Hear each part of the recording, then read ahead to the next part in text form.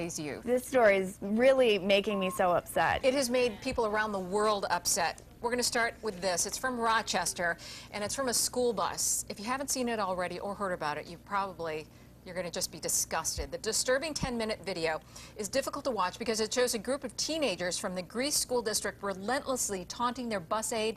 Now, at one point, 68-year-old Karen Klein even breaks down in tears.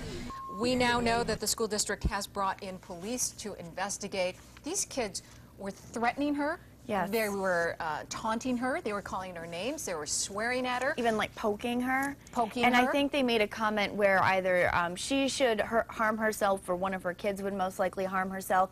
And her son actually did take his own life. And that to me is just, I can't even tell you how deep that hurts. Right? I mean, they were saying something about, she was so disgusting or something. They used very foul language that if she had kids, they'd probably commit suicide. And when in an interview later on, she had said that, yes, they may not have known, but she has a son who did. She had a son who did commit suicide. If you can say that there's a silver lining in this, a man from Toronto set up a fund hoping to raise $5,000.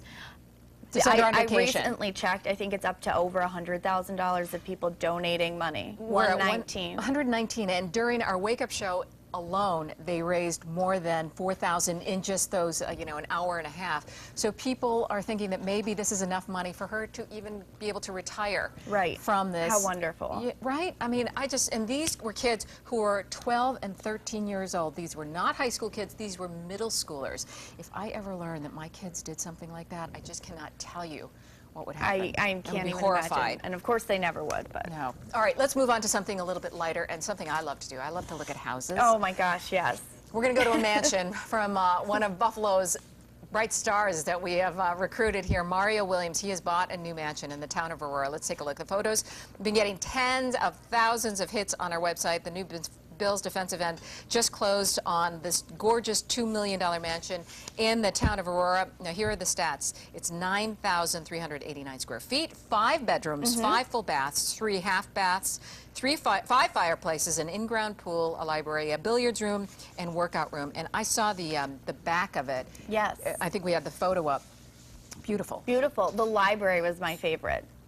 Yes. In the library, 2-story library. I love the ladder that has the, and also that story has the silver lining with kind of a backstory to it. There was a banker, a financial man who had, a lawyer who had actually stolen money from his clients. So part of, I believe, $500,000 or $300,000 of this $2 million that he spent on the house will actually go to reimburse those people who were swindled.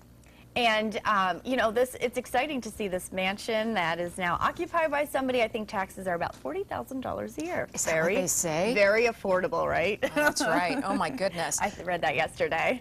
Well, you know what? You better make a lot of touchdowns, Mario. It's incentive. No, exactly.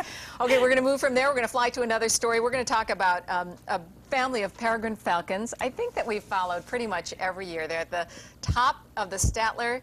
Here are some of the babies. Oh, actually, you know what? One of the babies had a little scare last week. Oh, no. Here she is. Can we show?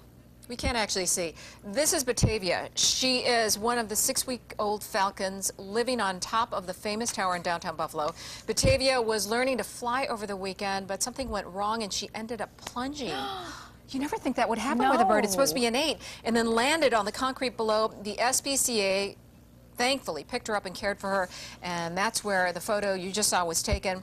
On Monday, Dr. Karen Moran, there we see, Karen Moran personally delivered her back to the top of the tower to be reunited with her mother. I've never heard of such a thing. I've never heard of that, too, and I'm surprised because isn't bird usually kind of, you push a baby bird out, it gets a different scent on it, the mother doesn't want it back. I guess that's not the same with falcons, but... No, but we do have some good news that there were witness reports that she was seen flying once again with her family. But that's exciting. It's amazing that she survived the fall to the concrete. We've got a lot of falcons here in Western New York, at the UB campus too, right? We have a falcon camp? Yes, remember that? All right, well, we're going to end on that, and we're going to switch it over now to Final Adventure for our CW star, Matt. Well, thank you guys.